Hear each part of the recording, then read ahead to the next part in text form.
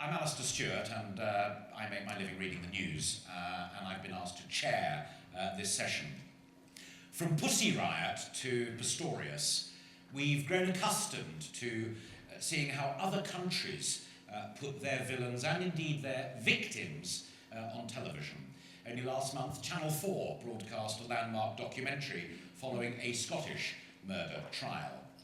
Meanwhile, in England, we still use artists' impressions of our courtrooms. The change is coming, and the government has indeed introduced legislation that will permit cameras in court in England. In October, we will see the first ever broadcast of the appeal court decisions. Now, the key point is whether this is a marker point for stepping toward more open justice, or whether it will seriously damage the exercise of a judicial system which in many respects remains the envy of the rest of the world. So I think this really matters for us, the practitioners, but also for all of us as citizens. So today we're going to try and bring you the case for and against cameras in English and indeed Scottish courts, put by two leading QCs, and then we will hear evidence drawn out by them from a panel of experts. The case for the cameras being in court will be led by my good friend John Cooper, QC, recently named by the Times as one of the most influential QCs of 2012. He is a murder trial specialist. He's also a screenwriter, so he knows something of our world as well, and he believes that cameras in court have been kept away for far too long, and that should be the case. You'll hear in a moment from my good friend Jack Davidson as well, but first of all I would like to invite John Cooper to give his 1-minute opening statement in favour of cameras in court. Mr. Cooper. Thank you. There are a number of important reasons why we should have cameras in court. Transparency. Courts are working on behalf of society. They're paid for by the taxpayer. Why, therefore, shouldn't society and the taxpayer have full transparency about what goes on in their name? Justice should not only be done, justice should be seen to be done on whatever channel it's broadcast. Greater public confidence. If the public can see, in my view, what is going on in our courts, they will have greater confidence about what is being done in their name. Research suggests that when the public are informed of the detail of what goes on in court in their name, rather than sound bites or a few inches in newspapers, they understand and respect the decisions taken in their name. Open justice. Open justice. These courts are already open to the public. Why shouldn't a wider public be given access to the courtroom by television? And most importantly... That is 1 minute, Mr. Cooper. Wow. I like that. And most importantly... I said to the chair, send him down, but I don't unfortunately get to say that. I'd now like to invite Mr. Davidson to make the case against. Jack is a leading Scottish criminal QC, and I think crucially for you to understand where he's coming from as well, 2 points. He was a senior counsel in the Lockerbie trial, but he also turned down the Channel 4 murder trial. So it is now your minute, sir. Thank you. I'll start immediately to take advantage of the minute. Courtrooms, in my opinion, ladies and gentlemen, are no place for television cameras. Serious, life-changing business is transacted there.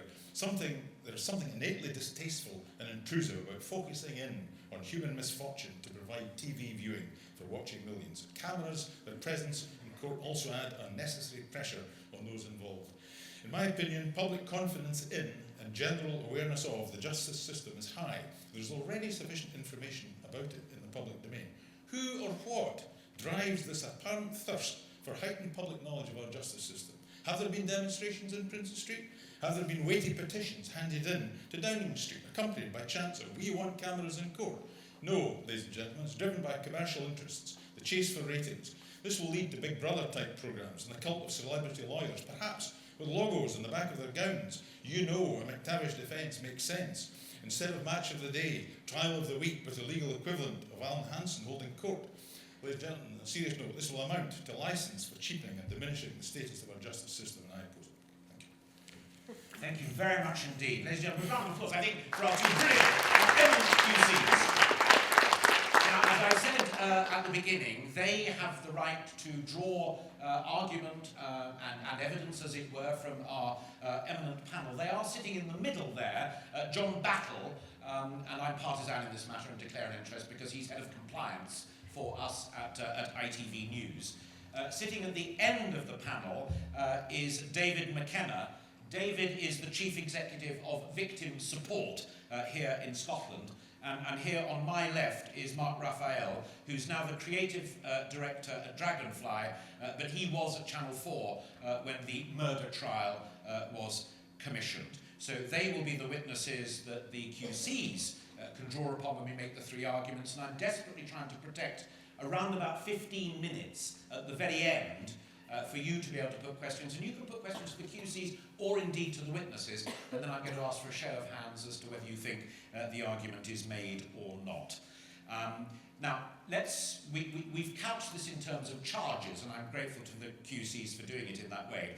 So the first issue that we will address is the charge against cameras in court that it will have a serious impact upon the administration of justice, that it will interfere with the way in which the courts do their work, and most critically of all, it may change the way that witnesses give their evidence. It may even impact upon their decision as to whether they are willing to take part in those trials at all. So that's the first area, the intellectual merit of the case. And we've put together a short clip of film that we hope will guide you through some of those arguments before we then invite the QCs to have a go. So let's run the first clip of VT if we may.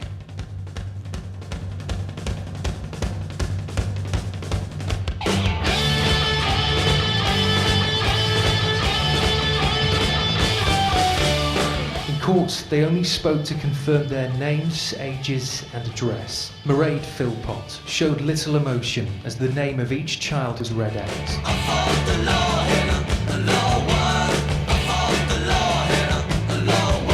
Prosecution barrister William Boyce QC told the jury Mr Burrell had given a variety of explanations for having Princess Diana's property when he was questioned by police.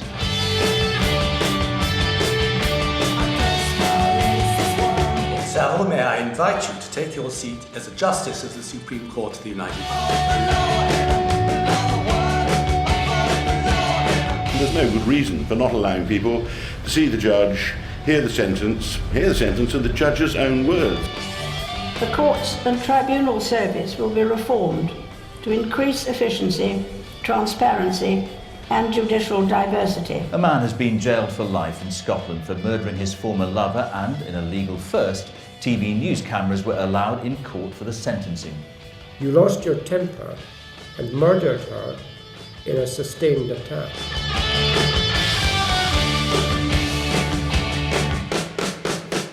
This artist's picture is from his appearance at the tribunal. It had adjourned for a few days to consider its judgment.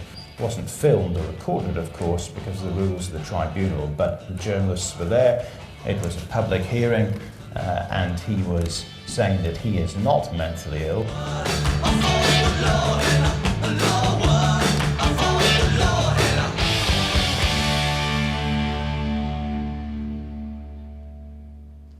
Mr. Davidson. Thank you. I'll maybe step in here. First of all, can I ask Mr. McKenna, please, for victim support? At present, what is your understanding of the extent of trepidation which witnesses have before going to court to give evidence? I think the reality is that anyone who's not a professional witness who's called to give evidence in court will find that an extremely stressful event, and that's why we have special arrangements in many courts in the United Kingdom and in Scotland to allow witnesses to use special measures in giving their evidence. If cameras were allowed into court, what negative effect would it have on witnesses?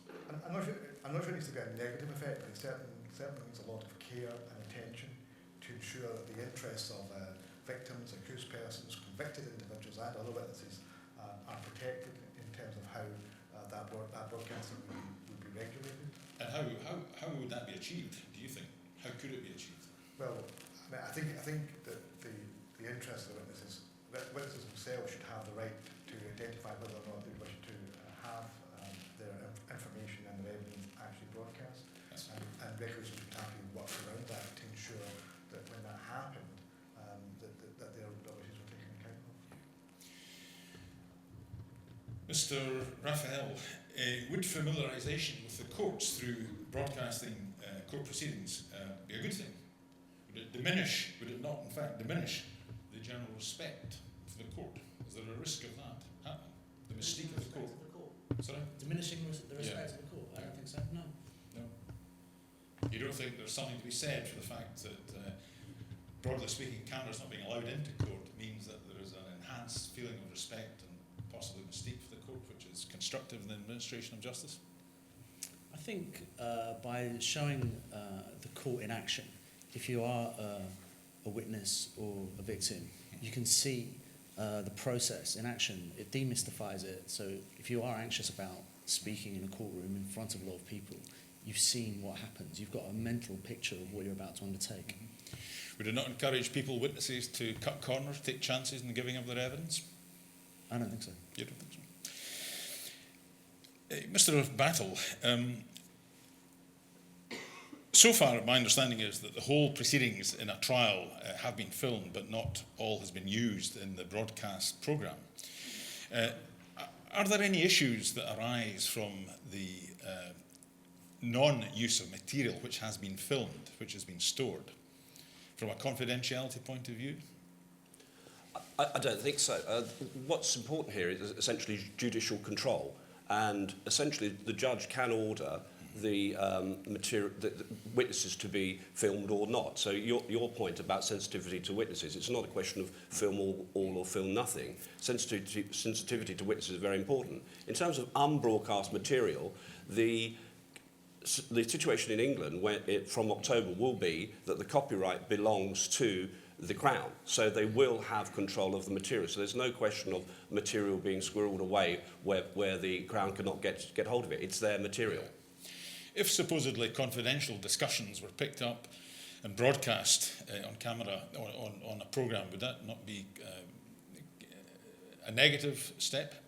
Well, there are strict protocols going to be in place. The protocols essentially will say that confidential discussions between judges or confidential discussions between lawyers will not be broadcast. So it's not a question of us acting irresponsibly or recklessly. We have to stick to a protocol.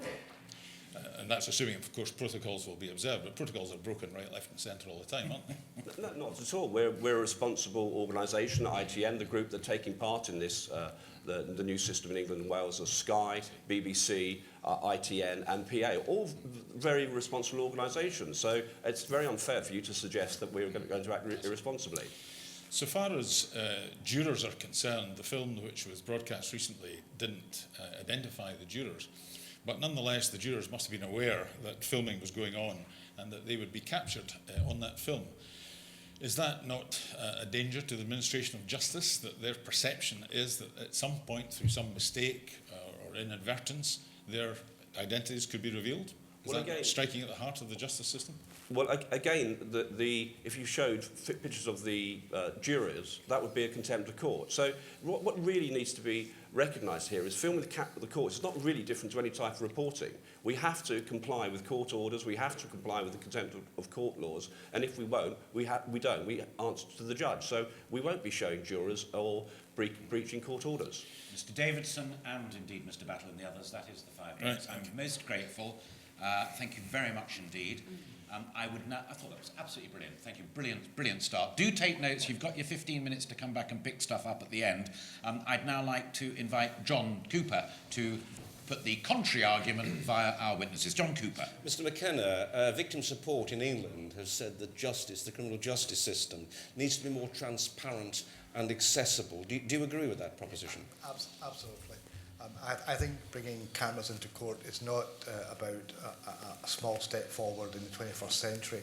I think it's about bringing justice into open and transparent territory for probably the first time in 100 years. Our courts are empty. Our public galleries are empty. Justice is being done down a dark corridor in a murky room, and people do not know what's going on. We ought to be able to see how justice is actually being done, and to see the good quality of the judiciary and the prosecution and defence or not. And we should understand just exactly what goes on in our courts. Public confidence in Western countries, and including the United Kingdom, have been dropping in terms of criminal justice year after year for the last 30 years. And part of that reason is people do not understand what is actually happening in our courts. And therefore, would you agree that televising proceedings in court, to whatever extent that can be achieved, will be an important step to achieving transparency and accessibility in this country? I mean, absolutely. We work from home, and we broadcast our work back to our head offices.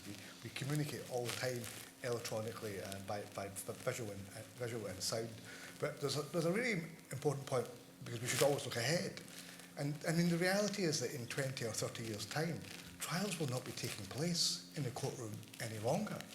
It will be from the judges' chambers, from the police station where witnesses give evidence, or even the library, or even from their home. And let's be clear about this. We all know the excellent work victim support do, but you speak on behalf of victims of crime, don't you? Absolutely. And victims want their testimony to be heard on many, many occasions. Yes. Mr. Battle, it seems from our research that this country is in the minority as far as filming what goes on in our courts. What's your knowledge of the extent to which cameras are in courts worldwide, and how out of step are we? As head of compliance at ITA, I spend a lot of time looking at news reports before they broadcast. And it's fair to say, when I look at news reports from courts around the world, almost invariably, where we have a reporter in China, Italy, Russia, France, Germany, the US, Canada, Australia, there will be a camera there which will be able to show what actually is going on. So this week you've had the China, there's an individual on trial there. There was the Berlusconi case in Italy and the Pistorius case in South Africa. So it's happening all around the world except here. And it's not a dangerous or radical step that's being taken here. We're very much behind what other countries are doing.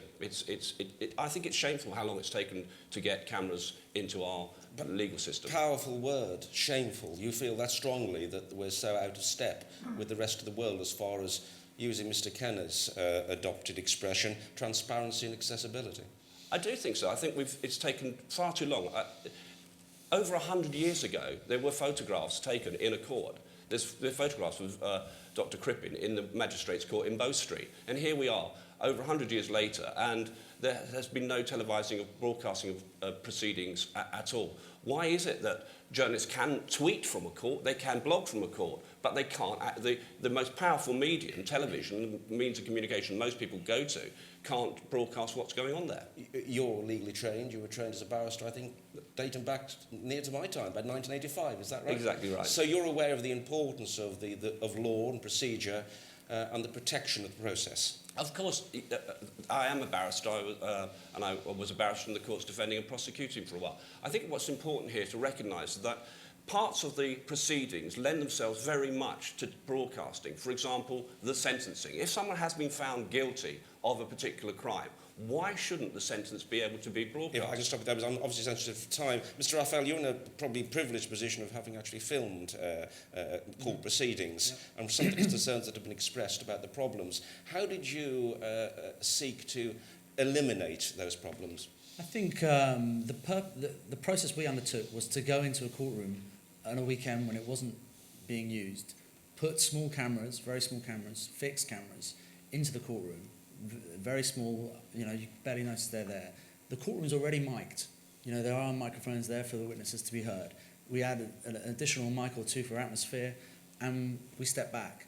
The QCs, the judge, all said within a matter of minutes. It was, These were fixed cameras. They were fixed cameras, and both QCs, the judge, were amazed about how small they were and how little they hindered the process. And having seen that process to stop you there. in action, any problems? No. Thank you. No further questions. A Perry Mason moment, I think. There. My case rests. Both a superb start. I hope it's beginning to take shape in your minds as well, because that's the entire object of the exercise. And my thanks also to the witnesses, but mainly to the QCs for accepting my telling them to shush when 5 minutes had passed. I'm not going to try and sum up bits and pieces because I want to get on. You've made your notes, you've got it going around in your head, but these guys are doing it brilliantly for you. The second charge, in a sense, takes us on to something that we've nodded towards already, and that is, as it were, the public education argument that the debate seems, it is commonsensical that it should happen, that cameras should bring a much stronger public understanding of what happens in the courtroom, and a word that's already been used. It is time to demystify something that is so important to the way we conduct our affairs. But as you've just heard from that side of the courtroom, as it were, the charge against us in the media is that television producers won't really show the courts as they are. They'll cut down the footage, they'll use music, as indeed they did in the murder trial. They'll basically end up changing the narrative from a purely judicial process to something that is drama, nodding even towards LE. That is the charge that's made. Now, in June, the murder trial on Channel 4 turned weeks of murder trial into 90 minutes. It was a landmark film. So Exhibit B shows what happens when cameras for the first time captured the impact of a verdict in a courtroom. Can we run the second clip? Members of the jury, will your spokesperson please rise?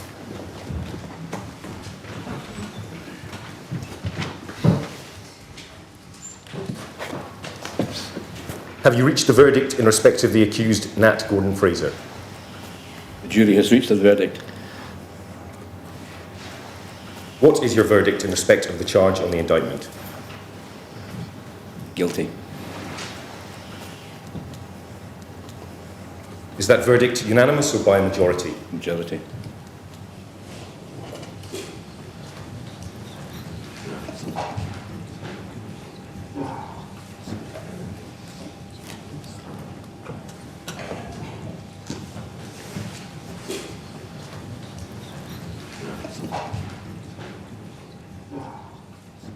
My Lord, I move for sentence against Nat Gordon Fraser. I tender a schedule of previous convictions.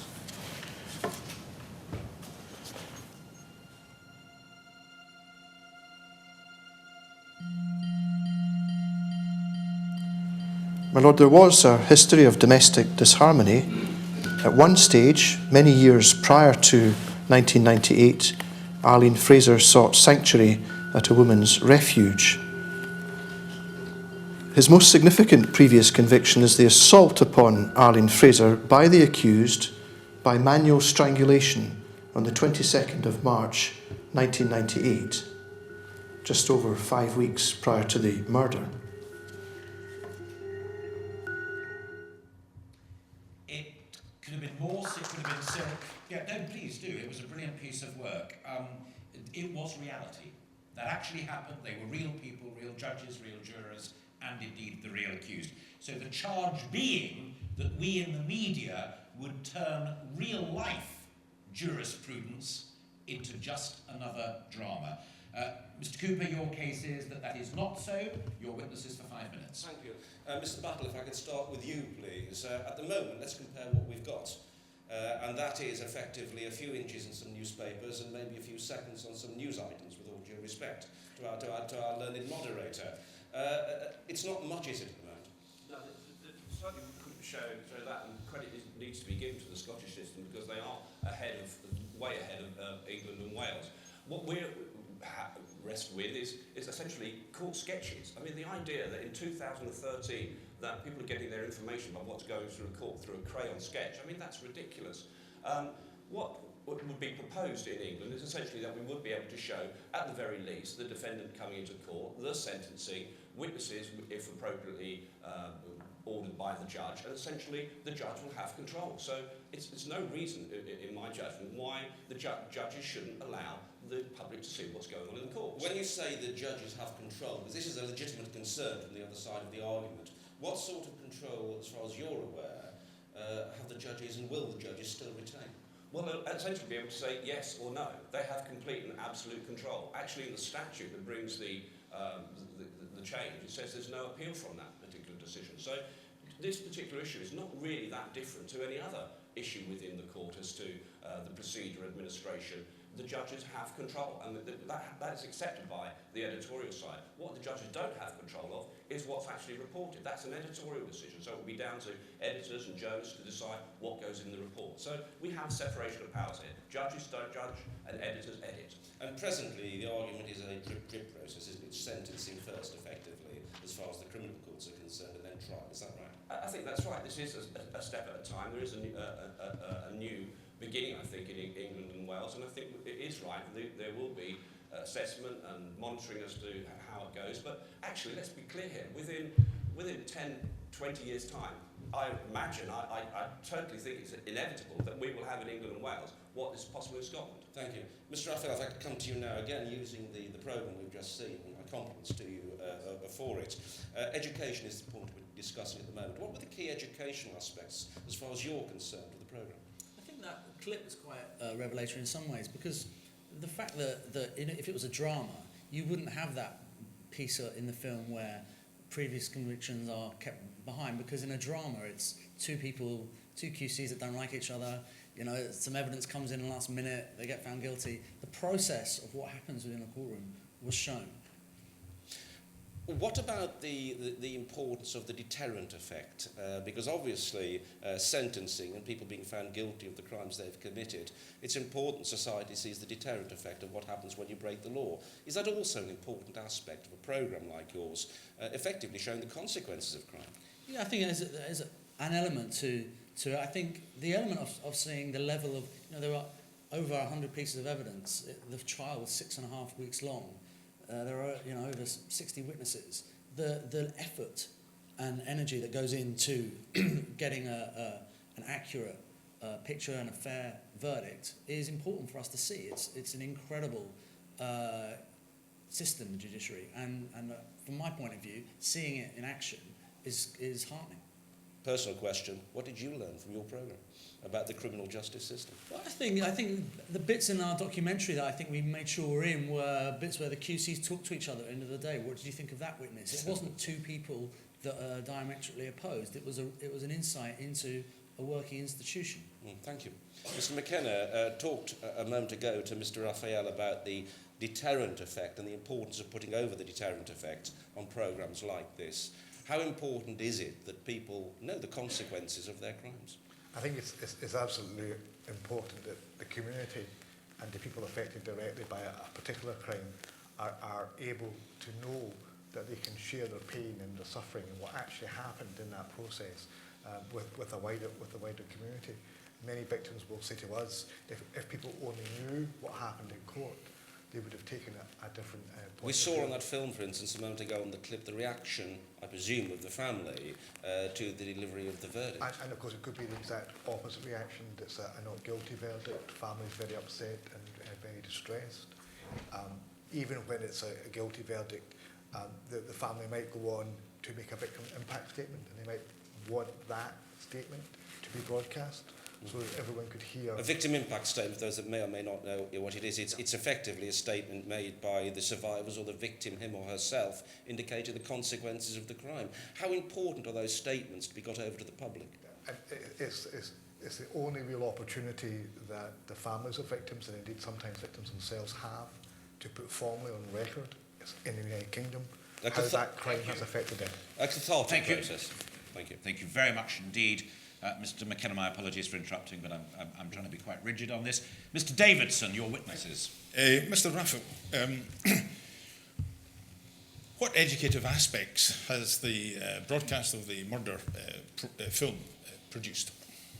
Well, for me, lots of little things that I found interesting about the process of the Scottish judicial system. Such as? Well, they have 15 jury members, different to England. Right. They don't have opening speeches, different to England. Okay, that's from a cross-border perspective, but in real terms, in fundamental terms, what did you learn you didn't know previously, in general, about the justice system? Presumably you knew that if you're convicted of murder, you get sentenced to life imprisonment. I did. Yeah, presumably you knew that if a verdict of guilt of murder was brought back, the family of the deceased would be cheered. Yeah. Yeah, presumably you would know that if an accused of sentenced to life imprisonment is convicted by a jury of murder, he's going to be downcast. Yep. Yeah. I mean, so all these things are known to us before. So why put it on the screen in such? Let me finish. Why put it on the screen? Why? Sorry, try to be serious. Why put it on the screen in such? Carry on. Please don't hector the Why put it on the screen in such aching detail? Because I think those three elements are just three elements of the whole process. Sorry, what's educative about that, though? It's interesting. It may interest people. Because I don't think you've seen the judiciary in that way before, and I think What way have you seen the judiciary before that is different from that? I haven't. Well, in drama, and as I say, elements such as showing the fact that the previous convictions are held back, that wouldn't be in a drama. So the dramatisation of this institution would be in films, Well, it may or may not be within the public domain that people's previous convictions are not revealed before the decision of the court. But I mean that's hardly an epochal reason for filming in court, is it? No, but that sort of detail. Look, it wasn't purely down to wholly educate an audience. From my point of view, I learned quite a lot about the judicial system. I haven't looked up online how the Scottish court system works. So I did learn something. But these means of finding out are available to you without going into court and filming a murder trial. Is that not so? Indeed, but as lots of parts of society are available to me if I wanted to explore it. However, when you put it in front of me on television, I understand it. Yeah. Would you not accept that the justice system generally, although it's open to criticism in some respect, works well? I would. Yeah. And what is the need, therefore, to inform the public who have no inclination to go and find out for themselves as to the details of how a judge disports himself, perhaps on the bench, how an accused reacts when he's found guilty of murder, the detail that previous convictions aren't known before the decision of the court is made, and that kind of thing? I think as a public, the public often don't really know what they're interested in sometimes, and then sometimes if you put something in front of them that they now understand, they might not necessarily be inclined to do that in their own volition, but when you place it on television, they are interested. But films and drama which have depicted courtroom scenes, well, they're not accurate. They do give a generally good enough flavour of what goes on, are they not? In general terms? No, I mean that is a million miles away from a drama. Sorry? That documentary is a long way from a drama. Yeah, but it may be in that sense. But it's not particularly more informative than a drama. Is that not so? I think it is. I see. All right. Mr. McKenna, from a victim or witness's point of view, is there a danger that the effect of their evidence could be skewed by editing?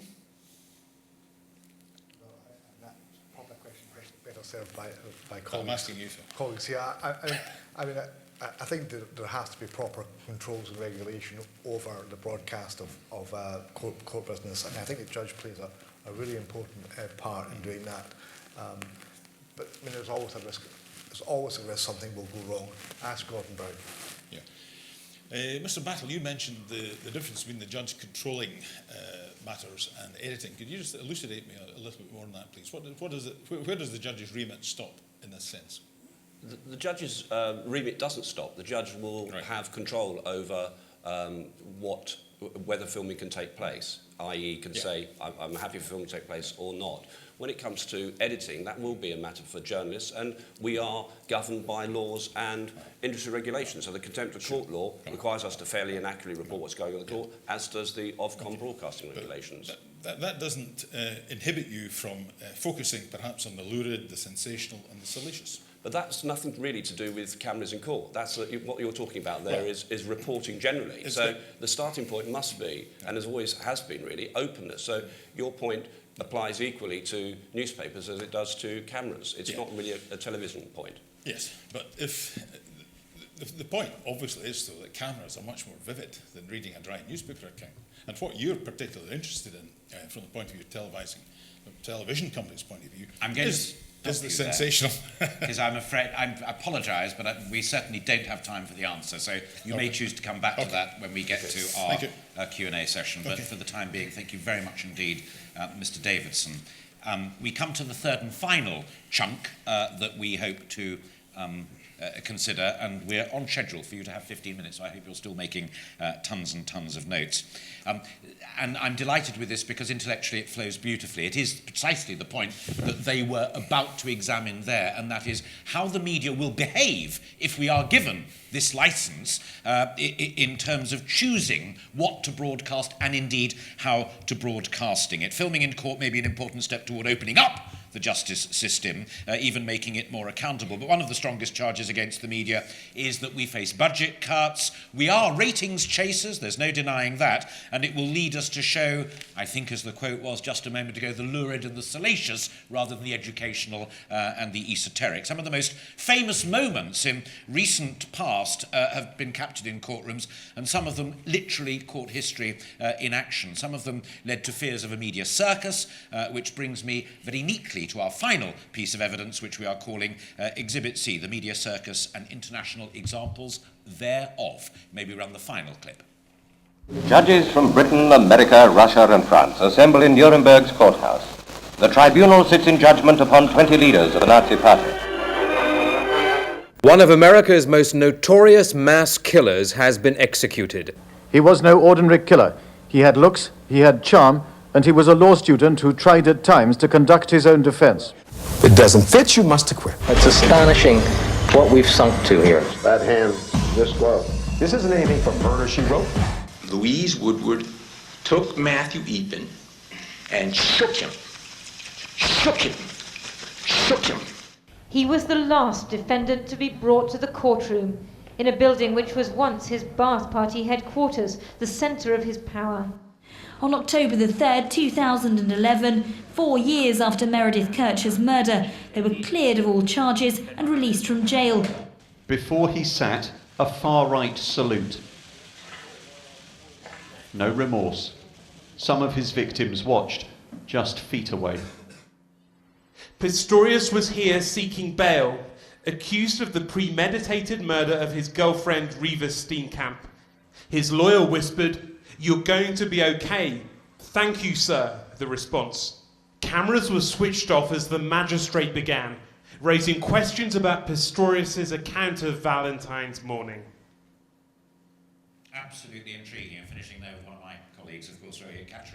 And John Battle was the man who advised him, but of course in that context didn't require it at all. So the charge, our third and final one, is that we, the broadcasters, not we the judges, will cherry pick the sensational elements of it. I interrupted you, Mr. Davidson. I fancy you may wish to carry on with precisely where you left off.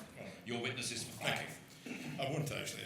Mr. Raphael, would you accept that thankfully a very small minority of our population are affected by murder cases in a direct sense? Yes. Yeah. Would you consider commissioning a film of an hour's duration on the finer points of building dispute contracts? The reason for that being? I think the process of it might be too dense and uninteresting. I see. Would it lack any flavour as well, from a sensationalist point of view, perhaps? A little bit of flavour. Would you accept that a lot of what goes on in terms of proceedings in our courts are matters which are not of generally provocative nature? I could accept that. Perhaps provocative is the wrong term, but what I'm really trying to say is that a lot of the matters that take place in our courts are, by their nature, fairly humdrum. I agree with that. Yeah. Would you accept, for example, there are thousands of people who are taken through the courts in Scotland and no doubt in England for not paying their debts? Yep. Would you accept there are, unfortunately, thousands of people in Scotland, no doubt in England as well, who are taken to court by the local authority for not paying their rent and who are being the subject of having the property reclaimed? Now, these are matters that affect people's lives in a substantial way, aren't they? They are, and I would say they're not uninteresting. Right.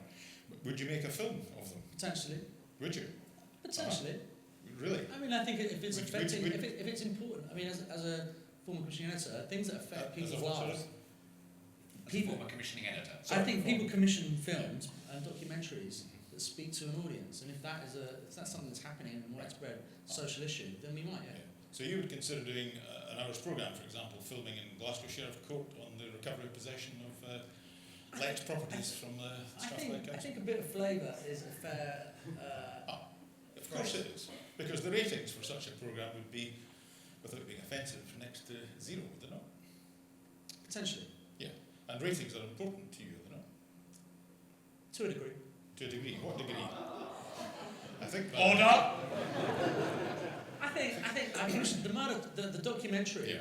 I didn't commission because I thought it would necessarily be a rating smash. I commissioned it because I was interested and I thought it was an important documentary. Right. Would you accept, though, that while it had documentary features, it was not what you would call documentary in the proper sense of the word? I wouldn't accept that. You wouldn't. I mean, would you accept, therefore, that interviewing court reporters, for example, for his or her insight on how matters were going, picking up on conversations informal between representatives of the prosecution as to what their opinion of the witness was so far, are these matters documentary in nature, or are these matters of human interest? They were documenting the process. I think what we were trying to do is condense 6.5 weeks of trial into 90 minutes, and occasionally you would interview a respective party to give context or understanding. Yeah.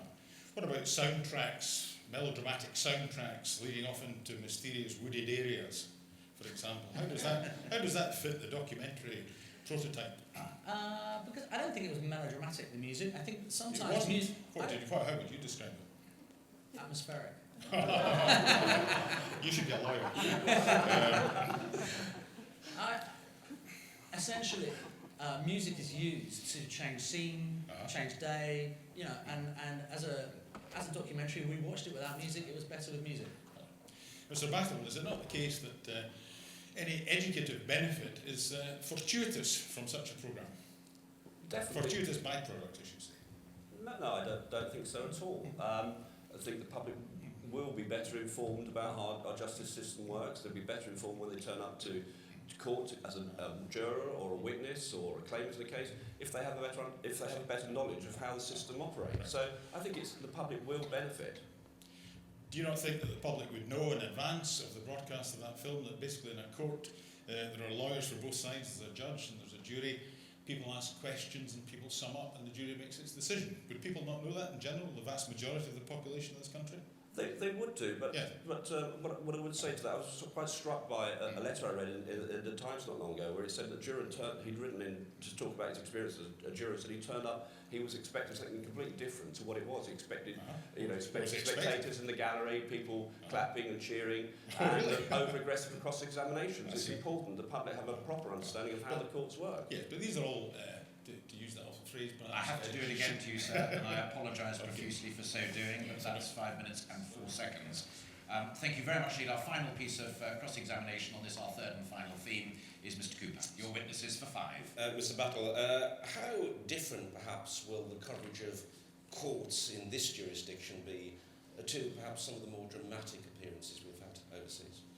I think there will be a significant difference. I don't think that there will be what we've seen in the Oscar Pistorius case. There are hundreds of cameras in the court itself, and what's proposed in the Court of Appeal is that there's small cameras, about 4 cameras dotted within the courtroom. There's not going to be lots of photographers there. In addition, our system is less dramatic in many ways. The cross-examination by the defence QCs isn't what you see in the movies, and similarly you don't have people cheering and clapping in the public gallery. So hopefully it will give actually hopefully it will give a fair reflection of justice. And having seen the justice system, having seen pilot studies for this, I think on the whole the justice system comes out very well. The judges come out well, and the QCs, and so people understand what the different roles are, so they're better prepared when they go along to court in some capacity. Mr. McKenna, if I come immediately to you on this, in terms of the way the media have covered or will cover, and the example is the murder trial of how it will be done, and previous examples, will that encourage, in your view, potential victims to be a little more at ease that the process isn't like some, to use the moderator's expression, Perry Mason drama? I think the first issue we have to be clear about is that outside the very serious impact the justice system has on victims itself, the next area that causes the most distress to victims of crime is actually media intrusion. So reporting before, during and after trials. So there's a real issue there, not to do with this particular issue, but the fact that victims are affected by that. So the invasion of privacy. So I think it's really important that what we're talking about today is actually about the straightforward reporting and broadcasting of what happens in court, not about dramatisation and added on whistles and bells to make it more flavoursome or more tasty, but in fact actually to show it as it actually happens. But in terms of broadcasting programmes such as the murder trial, and that's the prime example at the moment we're talking about here, surely that will, at least, let's use the expression again, demystify the process to a degree and enable victims and potential witnesses to know they're not going to be, contrary to popular belief, savaged or humiliated in court.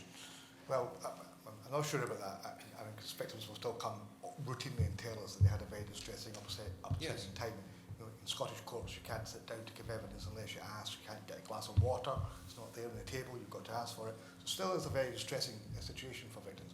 But I think the issue for many victims, particularly in serious crimes, is that they will be able to share what has happened in their case with the wider community. And many victims will welcome that. And indeed encourage perhaps people who have yet to complain to come forward. Yes. Let's grab the nettle, Mr. Raphael, that's been poked at us, that of entertainment. Mm-hmm. We've talked about education and the informative nature of the process, but what's wrong with entertainment thrown in as well? I would say, the process of that documentary, the victim's family were very central to the process. They were very supportive of the film. All the witnesses that appeared in the documentary gave express consent. We were very sensitive to that process. And I think we want to engage an audience. I don't think we want to necessarily titillate or entertain.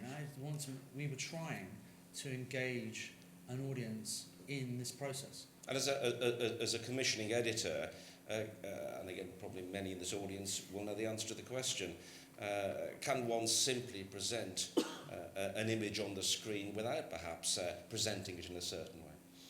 Well, I think you want to, again, you are making editorial choices. It's 6.5 weeks, there's lots of material, and you're trying to present something that is easily to be understood, but also, as I say, it's laid out in a way that does engage an audience. Mr. Battle, if I come back to you, communication's important here as well, isn't it? Communicating what goes on in the court as part of the broadcaster's duty. How, in your view, does the process help with the communication of what goes on in the court? Well, I think what will be the natural result of having cameras in court is that there'll be more reporting of the courts. There'll be more footage available, and I think naturally that will lead to greater reporting what happens within our courts. It's interesting, within the Supreme Court, which can be filmed in England and Wales, there is more reporting, I think, of the Supreme Court than previously of the House of Lords. This year, ITN covered a couple of cases, one to do with a divorce case and financial settlement, and another... And another one will remain a mystery. Mr. Yes. Battle, thank you very much indeed. That's our 5. Superb. Questions, comments, observations from you, either to the QCs, to the witnesses, or just general observations that you may have. We've got microphones. We have. I'm going to start down here with the lady who is sitting here. If you'd be, I suppose you don't have to, but it would be nice to know who you are and where you're from. Anna De Morris from 2020. Mark, did you get consent from the accused for the documentary? Yeah. Okay, because I'm going to ask for the panel, do you think there should be a difference in compliance and consent when it comes to the use of images from the court in news John to Battle. documentaries? I don't think so. I think it should be down to the judge. It's interesting, since I think it's 1992 in Scotland, there has been this protocol to allow filming in courts, but it hasn't really taken off the issue of filming in courts because it's down to the individuals as to whether they're shown on camera or not. Now, it seems would a witness be able to say, I don't want to take part in this because I'm fearful of exposure? I think he or she would. And would that not damage the exercise of justice? Well, I think it's then down to the judge to decide whether that person is going to be filmed or not. Did you have a question as well, or you? Yes?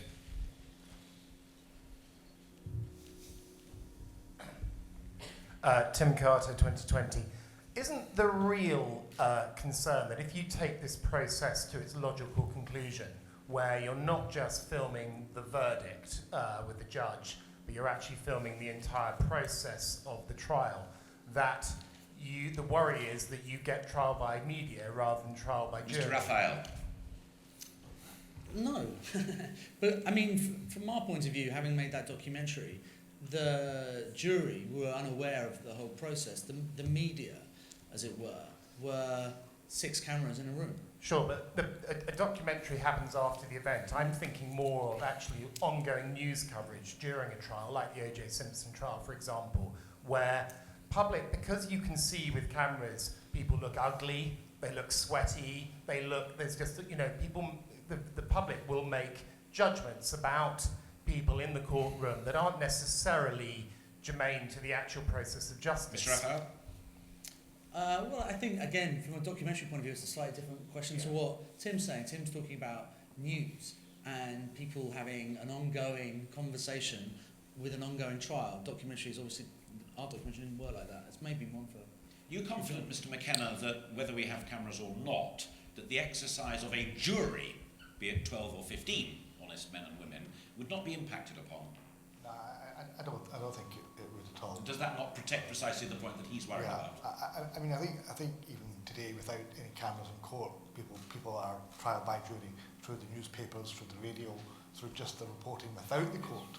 The greater danger for a jury is going online, Googling and getting back that's cases, absolutely, in which case they end up in jail, don't they? Nothing to do with cameras in court. Yeah, straight to Thank jail. you. Next question, if there are any. Woman here, and then a guy in the front row, and then you, and I think we're probably then done. Again, who and where, please? Hello. Is it working? Yeah. It's a question about, you're talking about adult courts here. Would you say the same arguments and discussion applies if you think about family courts in England and Wales, or sheriff courts, or children's here in Scotland? Do you have a choice of witness? These two, I think. These two. Mr. McKenna? Or Well, the barrister? whoever's want, all of them. Actually. Children. I'm absolutely clear that in terms of youth justice, whether it's in Scotland or in England and Wales, that the process should remain confidential. These are young people who should not be broadcast. There may be the occasional need for a special documentary because of a particular reason, but I can see no grounds legitimately really to be routinely broadcasting. I don't think you disagree with a word of that. I don't really. I think. Fine, in which case, are you happy with that? No. What about if they give informed consent and they're kind of 16 or 17? They are now giving informed consent and they're 16, 17. They're adults, legally. Okay, but again, you have to go back to the law, and the law is that you cannot identify individuals who are 17 and under in children's court. So we have to comply with the law, whatever individuals say. So it may be that we could have see the general process, but we wouldn't be able to show or identify individuals. Okay, the same as any other type of reporting. I want to get the other two in. Remember that point of argument that was made earlier, that there are protocols that will be adhered to. Protocols get broken. Your question. Thank you. Julian Wilkins, Blue Pencil. It seems to me there's a dichotomy between live coverage, for instance, if you drew the comparison of Parliament today or the select committees, and when you come to doing either documentaries about the court case or highlight packages, either for television news or for, say, a half-hour roundup on a court case. And it seems to me the problem is with the highlights and the packages. I've got it. I'm going to stop you there. You've sat next to our mutual good friend, Simon Bucks, who's spoken on your committee negotiating, who is editorial manager at Sky Television. This is a real problem because they're just going to stream it wall to wall. It's a fair point, that the difference between documentaries and live television. Within the system that's about to happen in England and Wales, there is stipulated a time delay of 70 seconds. So the judge has 70 seconds to stop. But again, I may sound as though I'm just going back to the same point. We are subject to the law. So we cannot, whether it's live or not, we still have to comply with prohibitions on identifying, for example, victims of a sexual offence, or we're not entitled in a broadcast to use the F word or the C word. So we have to have systems in place to meet that, so that material isn't broadcast. So there is a live system, live recognition is different. Plus, we have to have internally strict compliance procedures. And I want to tempt you just to a very brief answer, if you'd be kind enough. There is a world of difference between what you do for a living and what I do for a living. Yes. And you can craft 90 minutes and you get a round of applause for the film. I got to worry about minute 15, minute 45 with battle on my back. That he makes a very good point. That's a fair point. Yeah. I agree with that. And thank you for drawing it out. Final point, the gentleman in the blue shirt. Hi, I'm Rory Reynolds from the Scotsman newspaper. I just wondered, when it comes to newspaper reporting, it is in many cases very difficult to, when you write a report of a court, specifically during a trial, to show both sides of the arguments, especially on a day where perhaps the prosecution and the defence. I just wondered if broadcasters such as yourselves, the two of you, accept that it will be very difficult to show both sides of the arguments, and that's before you get into sort of contempt of Thank course. you very much indeed. Brilliant question to end on. If we're doing a political story, we are duty-bound to balance it. Would one of your protocols insist upon the same thing as my friend there asks for? But I think you have the dilemma as a newspaper reporter, the same as any television news reporter who's got the material. What your protocol is if we get the cameras in court. Well, what his problems okay, are. the protocol will be essentially we have to fairly and accurately report what's said in court. So Stopwatches? No, there will not be military judge, so it has to be 5 seconds or 10 seconds, but we have to act impartially. That's And the editor of the News at 10 makes that judgment subject to you saying, yes, that's okay. Exactly right. There has to be balance, and there has to also be a fair and accurate account of what's happened in the court. Those are the rules we have to comply with. Most grateful, and thank you for coming along. Good to see someone from the other side. We've got 2 minutes left, so I'm going to ask you, first of all, to sum up in 1 minute. Okay. It seems to be, and I repeat exactly what my learned friend opposite said, what is the need to inform the public who might not be interested? Well, if that was the criteria in life generally in any democracy, the public wouldn't be informed at all, or indeed educated as to what's being done on their behalf. That seems to be the high point of my learned friend's argument. If the people aren't interested, don't inform them. Well, you make a judgment whether that is the correct way of conducting ourselves in a decent democratic organisation. This is a system which is already open to the public. Why shouldn't it be made wider available to the public for them to see, not just those that simply have time to go to court or the money to sit there and not be at work? It is important that the public have confidence as to what's going on in our court. Not innuendo, not second-hand reporting, but seeing what is going on in their names, what they are paying for.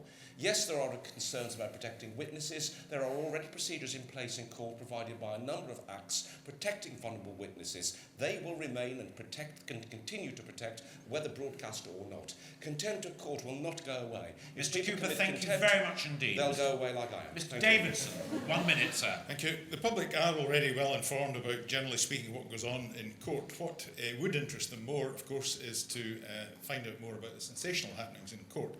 And that is my primary opposition to the motion that TV cameras be allowed in.